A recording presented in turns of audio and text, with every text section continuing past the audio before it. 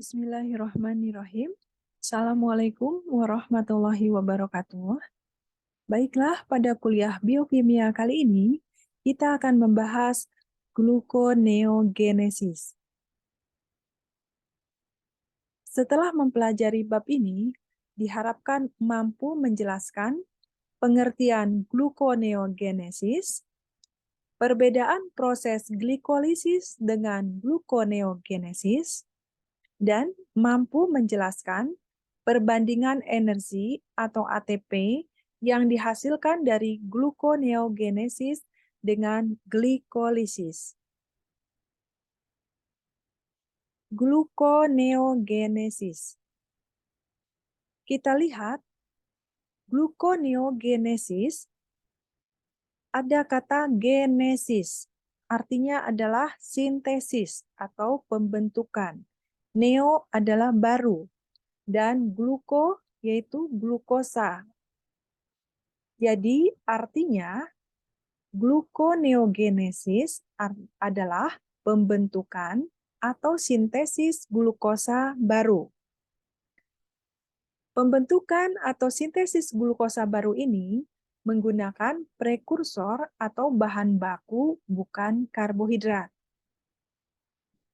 Bahan baku yang digunakan yaitu laktat pada otot dan eritrosit atau sel darah merah, asam aminonya yaitu alanin dari degradasi protein pada saat kelaparan, propionat, metabolisme asam lemak dan asam amino, dan gliserol, yaitu dari degradasi lemak.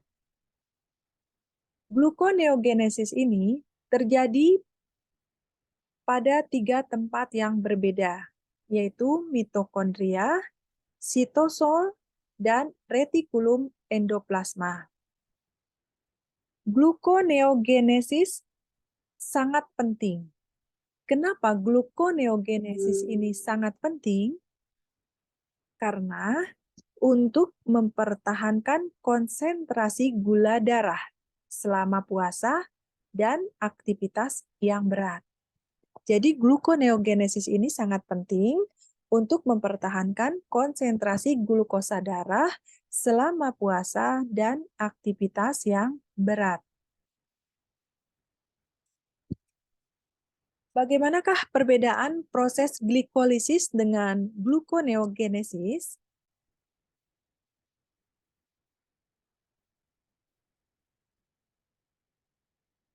Perbedaan proses glikolisis dan gluconeogenesis kita lihat pertama pada tempat terjadinya. Glikolisis terjadi pada satu tempat, yaitu di sitosol.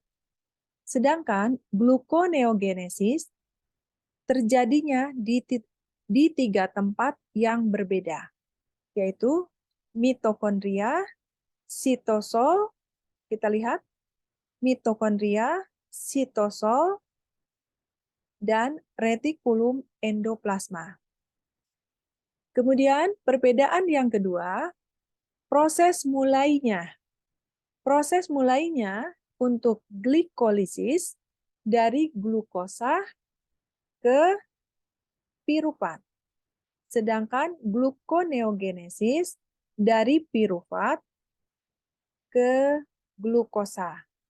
Jadi proses mulainya untuk glikolisis dari glukosa sampai dengan piruvat, sedangkan gluconeogenesis dari piruvat sampai dengan glukosa.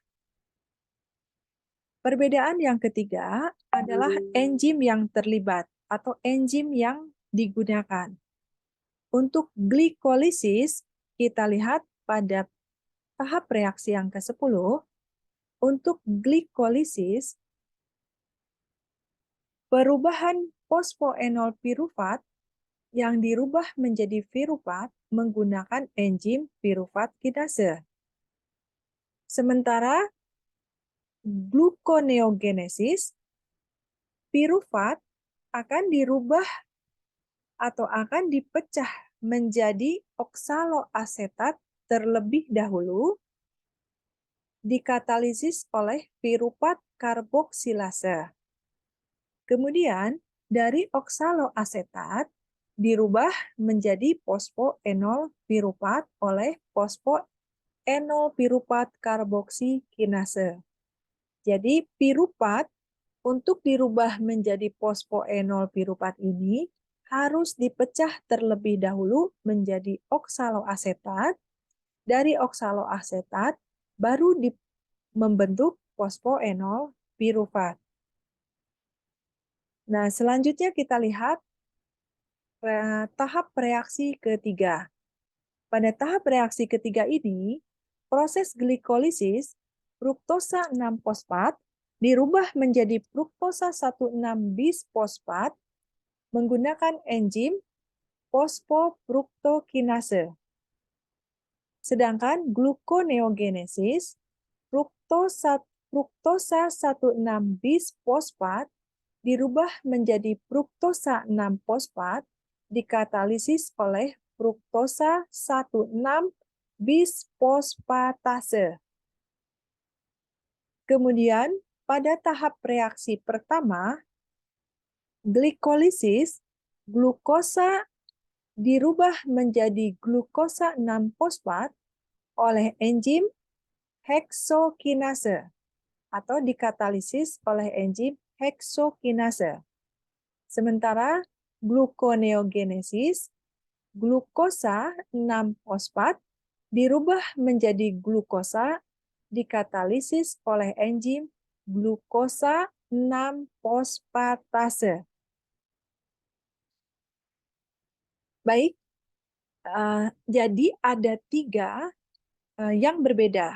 Pertama adalah tempat terjadinya, kemudian proses mulai terjadinya, dan 3 adalah enzim yang terlibat.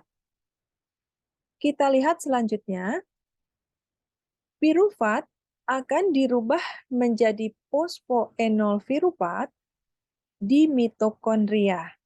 Sebetulnya prosesnya sangat kompleks. Nah, piruvat yang dihasilkan dari glikolisis ini, dari sitosol, kita lihat. Nah, ini adalah perubahan piruvat menjadi fosfoenol piruvat sangat kompleks.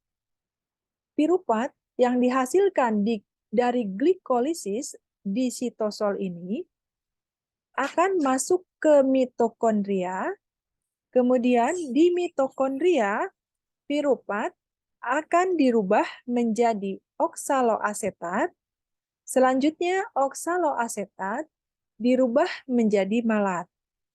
Nah, malat yang dihasilkan di mitokondria akan keluar ke sitosol, kemudian malat di sitosol akan dirubah menjadi oksaloasetat, dan selanjutnya adalah ke fosfoenol piruvat. Nah, mengapa perubahan piruvat menjadi fosfoenol piruvat? Prosesnya sedemikian kompleksnya karena enzimnya, ketersediaannya demikian. Oke, selanjutnya. Perbedaan glikolisis dengan gluconeogenesis. Jadi ada tempat terjadinya untuk glikolisis terjadi di satu tempat, yaitu di sitosol, sementara gluconeogenesis yaitu terjadi di 3 tempat yang berbeda. Proses mulainya kalau glikolisis dari glukosa sampai dengan piruvat, gluconeogenesis dari piruvat sampai dengan glukosa. Kemudian enzim yang digunakan pada tahap 10, pada tahap reaksi ke-10, piruvat kinase, sementara untuk gluconeogenesis menggunakan 2 enzim, yaitu piruvat karboksilase dan fosfoenol piruvat karboksikinase. Dan pada tahap reaksi ketiga, untuk glikolisis, yaitu menggunakan enzim fosfofruktokinase, sementara gluconeogenesis fruktosa 16 bisphosphatase. Dan untuk glikolisis pada tahap reaksi ke-1 menggunakan enzim heksokinase, sementara untuk gluconeogenesis adalah glukosa 6 fosfatase. Ini seperti yang tadi dijelaskan. Baik, kita lanjut. Perbandingan energi antara gluconeogenesis dengan glikolisis. Di sini, pada gluconeogenesis, dari dua piruvat akan menghasilkan satu molekul glukosa. Namun, proses ini memerlukan banyak energi. Dibutuhkan 4 ATP, 2 GTP, 2 NADH. Ya. Nah, kapan ATP dan GTP serta NADH ini digunakan? Kita lihat. Nah, ini gluconeogenesis diawali dari prosesnya dari piruvat.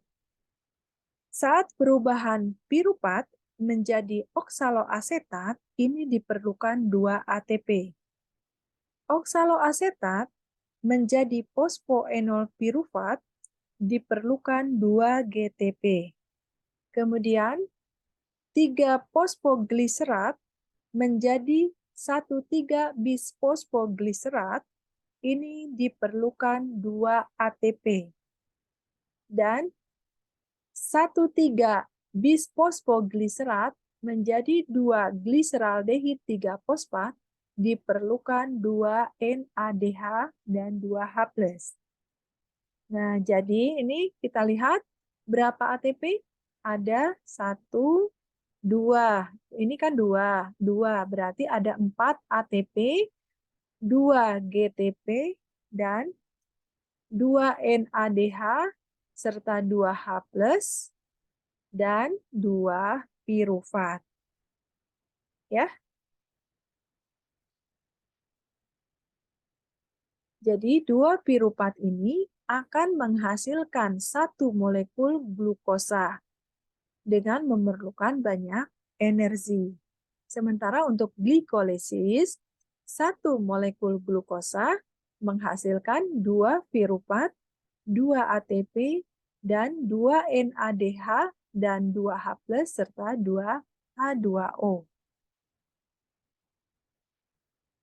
Demikianlah gambaran gluconeogenesis. Mohon maaf atas segala kekurangan. Wabillahi taufiq wal hidayah. Wassalamualaikum warahmatullahi wabarakatuh.